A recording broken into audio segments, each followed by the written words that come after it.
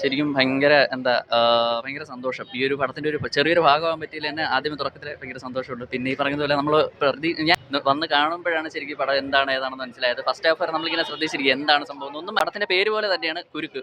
ഒരു ചുരുളഴിയാത്ത കണക്ക് അവസാനം കൊണ്ടഴിക്കുന്ന ഒരു കുരുക്കാണ് ഈ പടം. കണ്ടു നോക്കുക, വന്ന് കാണണം, ഉറപ്പായിട്ടും കാണണം. കാരണം നല്ലൊരു ക്രൈം ത്രില്ലർ, അടുത്തായിട്ട് ഇറങ്ങിയതിൽ വെച്ച് ഏറ്റവും നല്ലൊരു ക്രൈം ത്രില്ലർ എന്ന് തന്നെ പറഞ്ഞു. സോ എല്ലാവരും തിയേറ്ററിൽ തന്നെ പോയി കാണുക.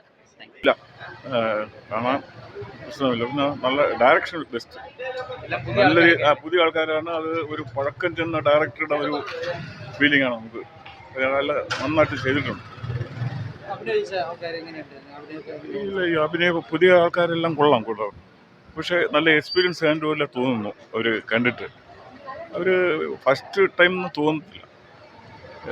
എല്ലാവരും നല്ല അവരുടെ റോളുകൾ സൂപ്പറായിട്ടുണ്ട്. സൂപ്പറാണ്. കുരുക്ക് നവാഗത സംവിധായകനായ അഭിജിത്താണ് ചേരിക്കുന്നത്. എൻ്റെ ഒരു ശിഷ്യസ്ഥാനിയാണ്. ദീക്ഷ്